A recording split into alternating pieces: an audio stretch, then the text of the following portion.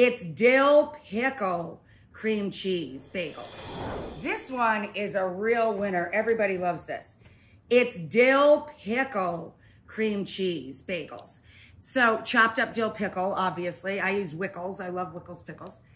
I use chopped up Wickles pickles going all through it and then bigger chunks on top. Tons of fresh dill, celery seed, a little bit of red pepper flake, all mixed into the cream cheese.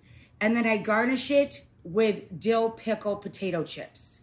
And I put that on either salt bagels or poppy bagels. We have both there. This is my tomato basil bagel. So in the bowl, to top 4 bagels for you guys, 3 bagels for us, because I overload our bagels, you're gonna need 1.5 bricks of cream cheese. I like Philly, but buy as you will. And I've got a small tray here, just 1 thin layer of very thinly sliced prosciutto. We're gonna crisp this in the oven to top this bagel.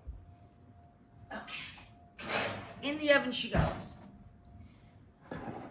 And then into the bowl, we're gonna go with this.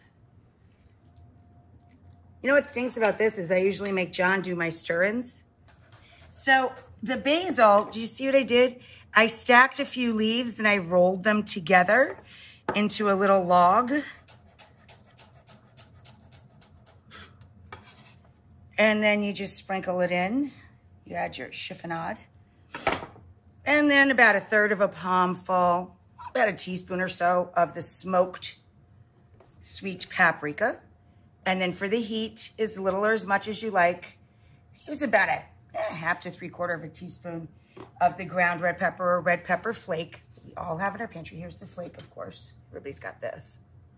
So then we're going to stir in about 3/4 of a cup of our chopped semi-dried or sun-dried tomatoes. So you can just plump up sun-dried tomatoes in a little boiling water, get them nice and tender and chop those.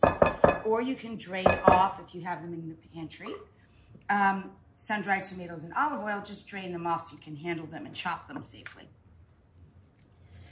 Now we'll mix all this together. Don't let me forget the prosciutto's in the oven, John. I'm over-mounding. That's why I said I can only get 3 bagels out of my batches of cream cheese. Oh yeah, nick of time on that one. Good one, hon. Okay, so the crispy prosciutto, we just put it on a sheet tray on a little parchment until it gets crispy. Woo, still hot. Don't try this at home. It cool down more. And then we have our crispy prosciutto topped tomato, oh my God, and basil bagels with crispy prosciutto. What the heck?